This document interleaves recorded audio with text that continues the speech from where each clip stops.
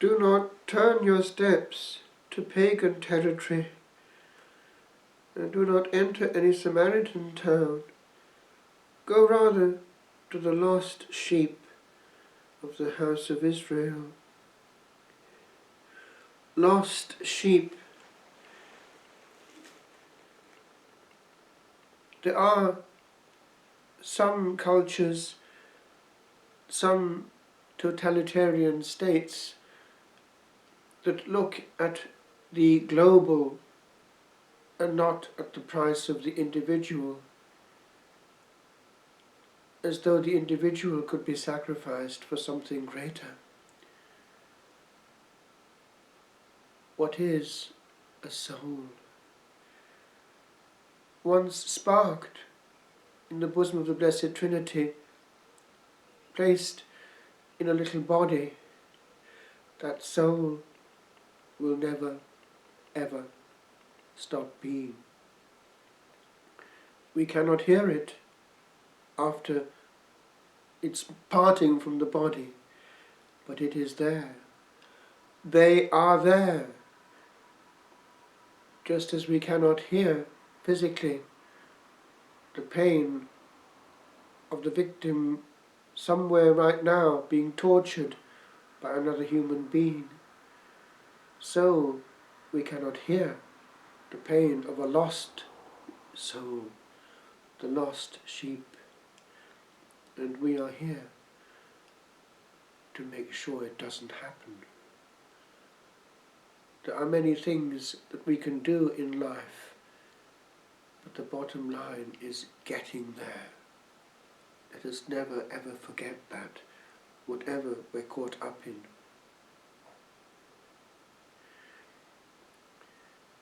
The means of getting there have been given to us by Almighty God Himself, and we know that the forces that are responsible for hell know it full well, and do all in their clever means to destroy or weaken it.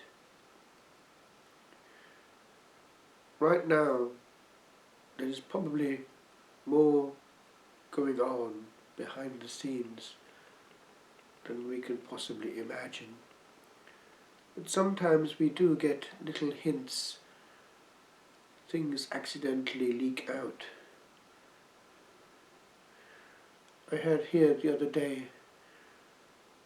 a sergeant from the Gardaí, that's the Irish police, who didn't say much but did drop a hint that there's probably more going on as a result of Freemasonry than meets the eye.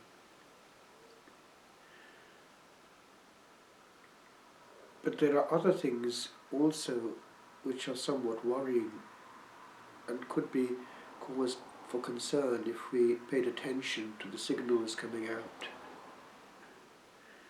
What happened, for instance, on Sunday, this Sunday past? We know now that something impeded the Holy Father from saying what he had intended to say at the Angelus. We know it because the text of the prepared speech had been circulated. I saw it in Italian, and one key passage was omitted. It was the passage that referred to what is now going on in Hong Kong. Now that raises questions, unfortunately. And when one reads it in the context also of the fact that we do not know what the agreement was between the Vatican and the Chinese authorities with regard to the church in China, it does raise concerns, because we know that powerful regimes of this nature can exercise coercion subtly. One is through financial means, money. Another is through fear, threats.